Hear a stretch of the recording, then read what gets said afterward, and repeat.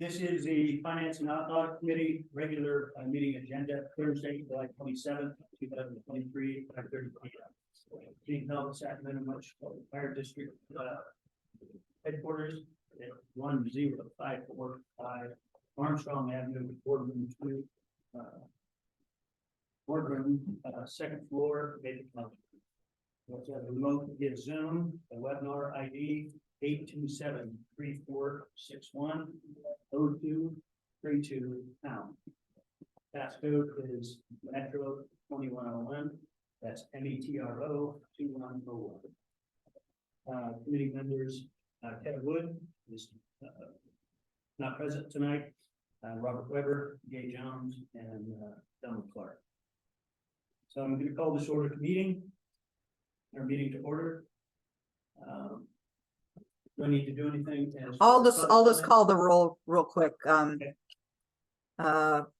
Clark, Aye. Jones, Here. Weber, Present. and as you stated, Director Wood is absent this evening. I'm in here. Huh? I'm in here, not I. You're fine.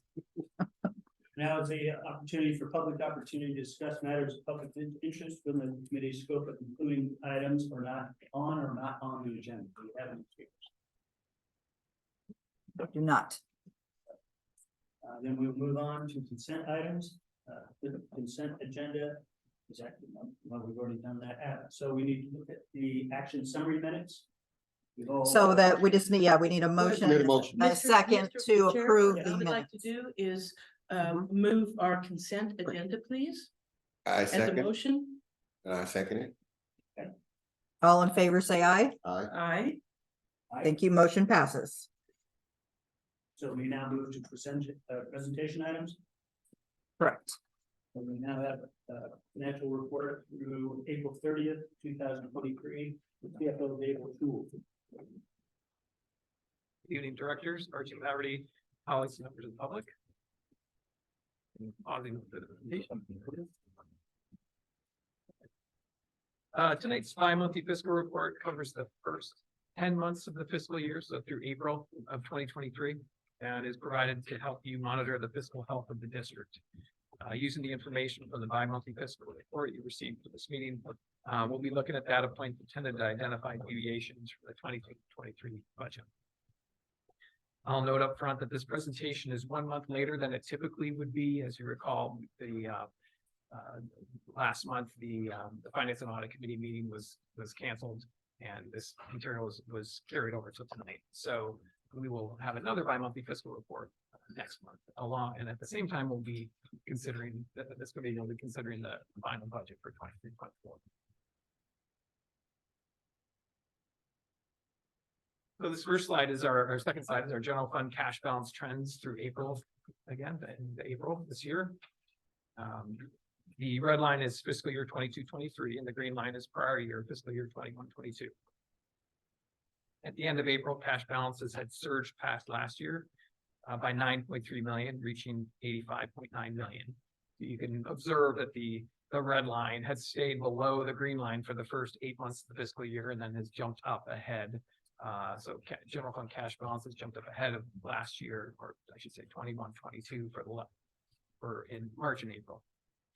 The steep increase that you do see in March and April is in both years is due to the influx of property tax payments that come in around that time frame, of course, and we'll begin to draw that down for the fiscal year. This next slide shows our total revenues. And after 10 months, the district is tracking just under budgeted general fund revenues, which includes taxes, service charges, medic revenues, and transfers into the general fund mainly.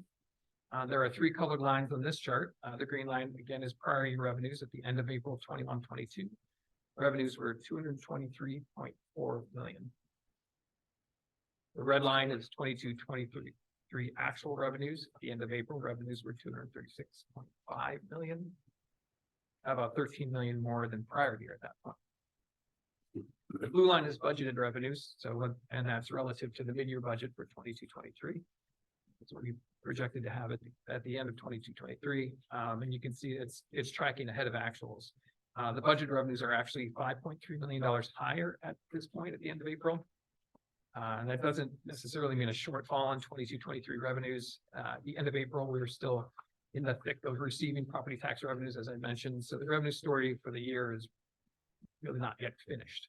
And we'll be able to check back on that next month when we're able to look at the full fiscal year. But the gap at this point is 5.2 million. So next we'll look at revenues associated with medic trends, a subset of the revenues. So this slide shows medic revenues, or EMS revenues, they're also called.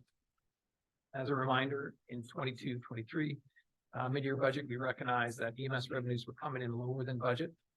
Not because of a decline in calls for service, of course, but in a decline in the number of transports.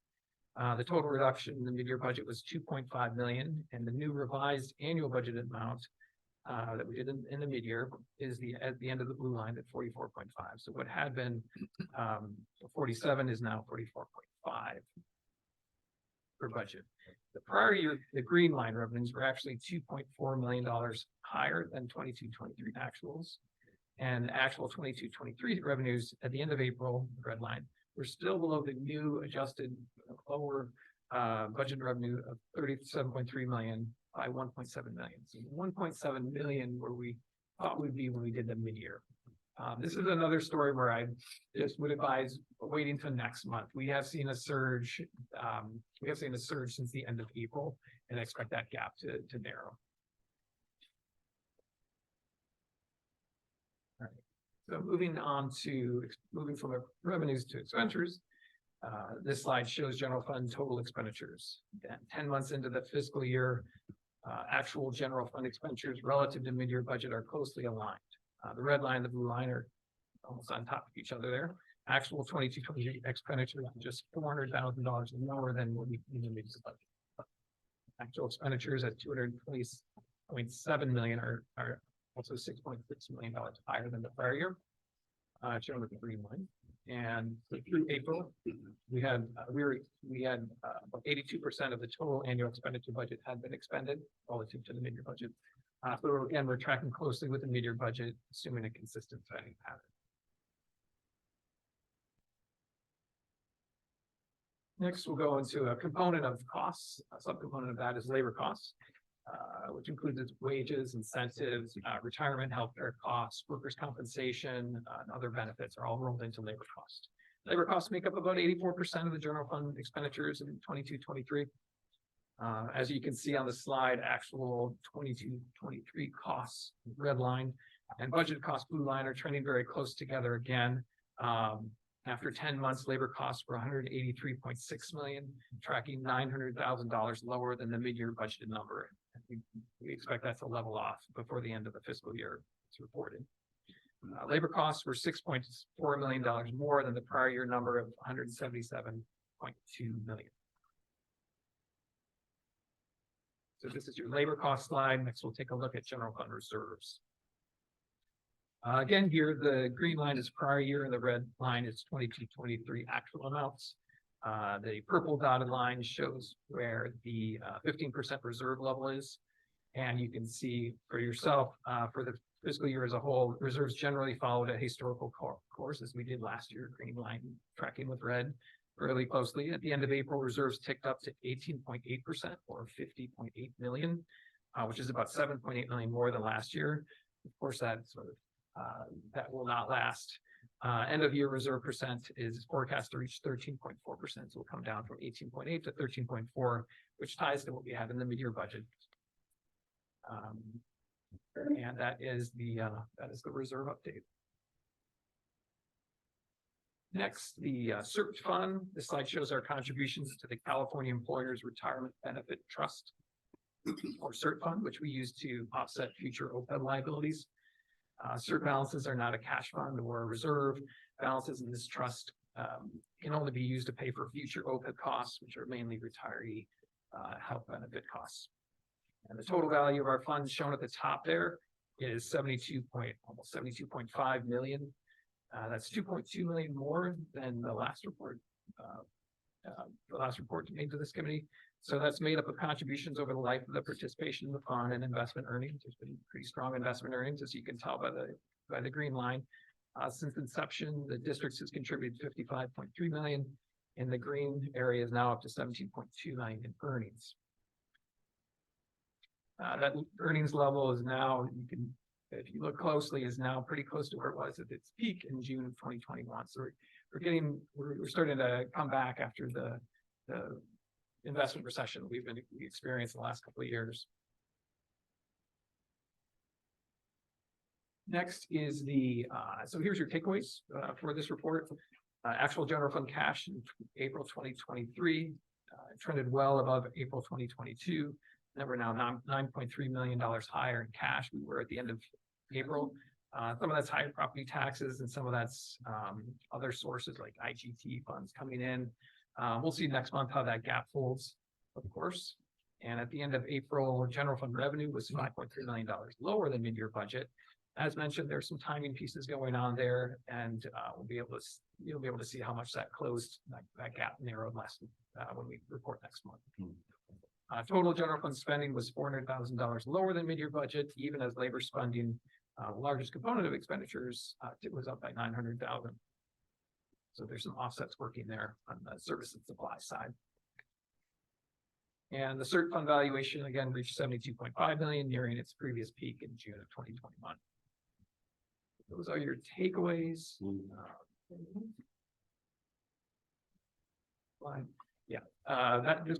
This is a presentation item only. So for your my recommendations to receive and file.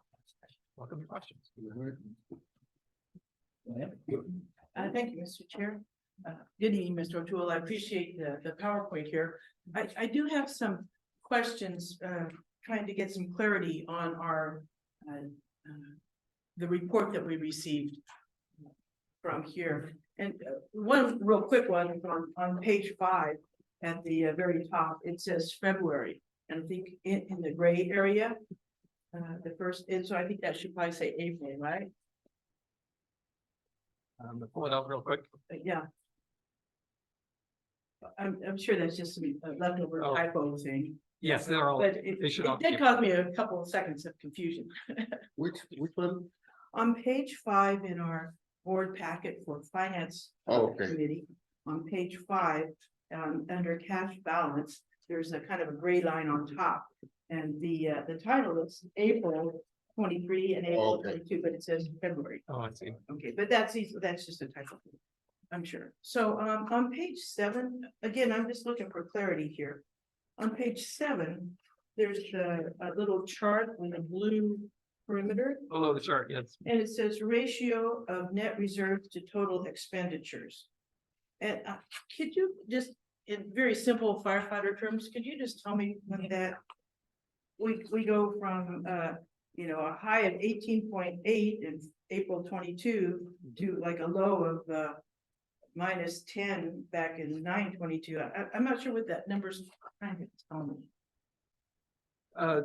The box there, if I'm getting the question correctly, but the box there is just showing points in time over the fiscal year as we draw down on a cash flow basis. And when you see the negative, that's where we're drawing in county funds to keep us cash flush until the property tax payments come in, and then you see the surge. So even though the word reserves is there, it's not about our reserves with our 15% goal. This is about something else. It's a point in time. So if you were to say, what is my reserve on, December 31st, or pick a better one, September 30th of 2022, it's negative 10.6, like at that point in time. But when we talk about our reserve we presented in the budget, we're always referencing what's it going to be at the end of the year, because that is probably the. So does this mean reserves in our reserve fund, or is this a reflection of the dry funding period that we go through twice a year? It's a reflection of both. It's the reserve, actual amounts of the reserve are affected by the dry period funding that we have to go through. Okay, And so that's cash we have all on hand. bunched together. All righty, Yep. thank you. And then on page 8.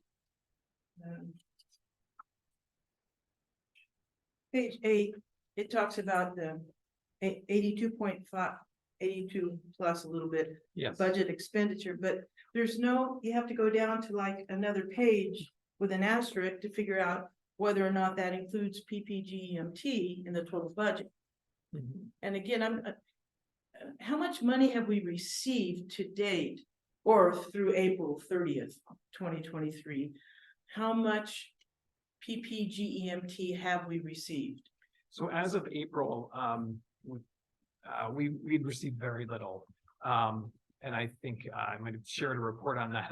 In January, we got somewhere around $220. We're supposed to get about $1 million when everything was up working perfectly. And then I'm just gonna ballpark it. It was between 150 300 for the next 3 months. So if you put all that together, it was less than 800,000 by that point in April 30th. Okay, I remember an 800,000 number in a previous presentation. Well, what I'm getting at is, if we don't have the money, I don't see how we can include it in our budget for comparison for percentages, like being 83.3% through our budget year. But if those funds haven't been realized, so I'm just saying that I think our percentages should reflect the actual monies that we have. Is that, or Well, be very clear at the beginning of this chart that we are looking to the future revenues of this. I know that's really squeamish for budgeting, but it makes more sense to me to count what we have, not projections, because those can fluctuate. As we've seen in the past, 15 years since we've been doing the GEMT and for that matter, IGT, all these acronyms, basically intergovernmental transfers. yes. Now, on the IGT, anyway, we never counted those until we had them. So oftentimes it would even count, we wouldn't count them to the next budget year. Mhm. So that we need to talk about these distinctions or keep them in mind. is Yeah, and my when point. we present the final, we'll have updates on, we'll be able to show in 22-23, this is how much actually came in. And here's Good. how much we expect to come in. And yeah, you're right, there's gonna be a shortfall there. And then based on what we know about the program, we'll be able to project how much we'll receive in 23-24. Well, again, my critique is for percentages of budget expenditure, we expended, we better have the real budget number that we have in hand. Yeah, well, the expenditure number should be correct. That's Yes. different from revenues. But percentage of budget is what I'm getting at. Well, it would be the percent of in the mid-year budget when we decided how much it was gonna be. I can't remember, it's on here. 268, almost 269 million. If our known expenditures at the end of April are 220, then it factors into 82%. Okay, well, we had this discussion last meeting as well, just that idea of what the real percentage expenditures are amongst all of our funds. Yeah.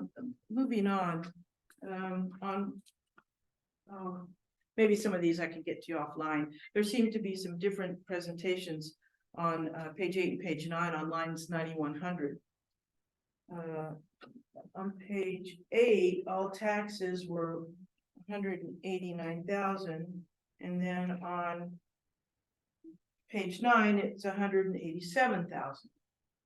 I'm talking millions, so it's like a $2 million difference. And I'm just not sure how we get to, there must be something I'm missing.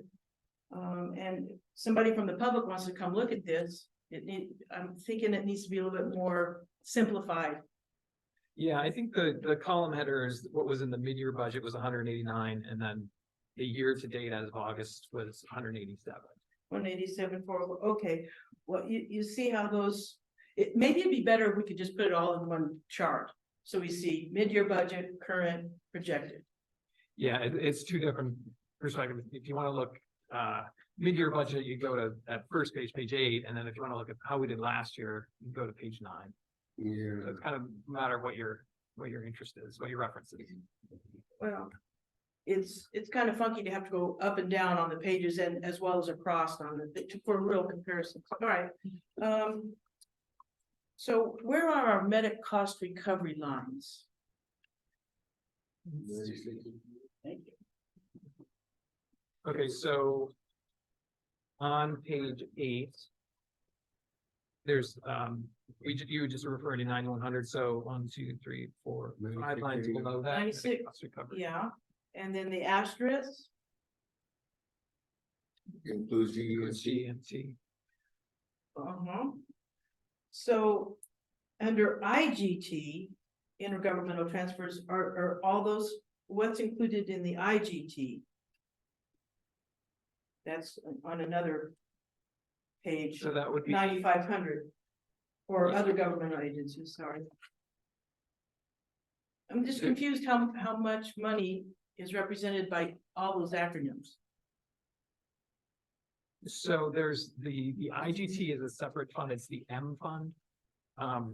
And apologies, my paging is different, but there's a section there, revenue expenditures intergovernmental transfer fund 212M. Right. That has all the IGT pieces. Okay. Shouldn't that be included in medic revenue?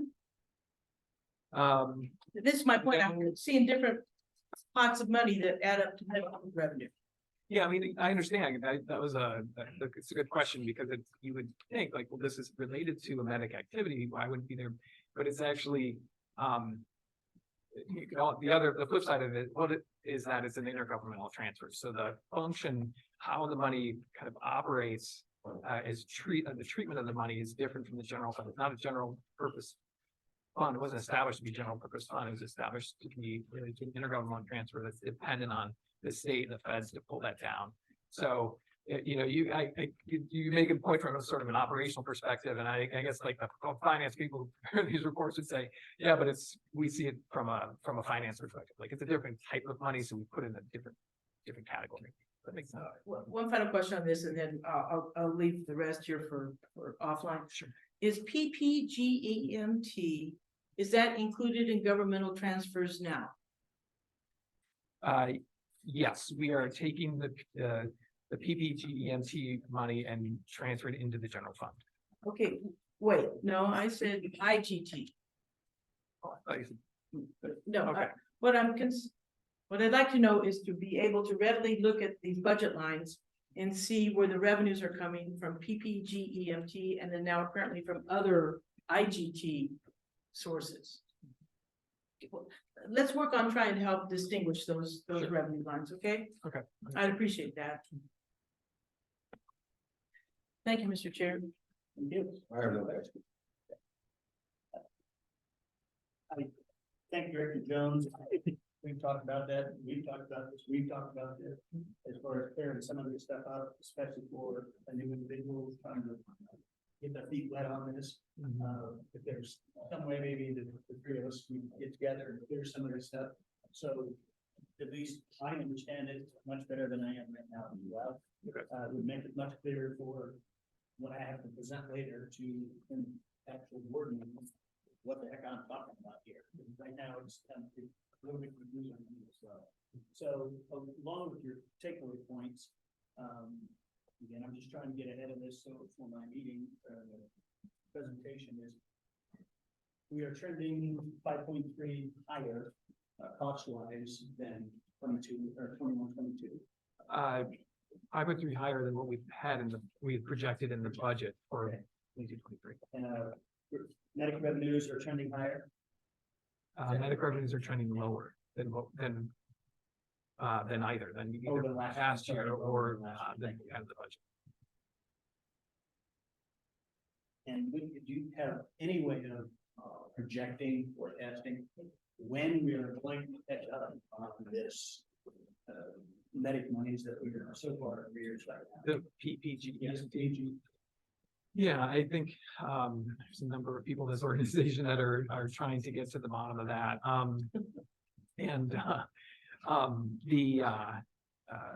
I can tell you, and this will be an next report, is we received about 650,000, a little more than 650,000 on the number of my fingertips for the month of June. And now if everything's working perfectly, we're receiving about $1 million a month. So we went from say $220 in January to getting 650,000 in June. So we know that more health plans are getting on board, are adapting their systems. A lot of it is honestly is them not getting their payment systems up to speed quickly enough or anticipating, even though they have lots and lots of money.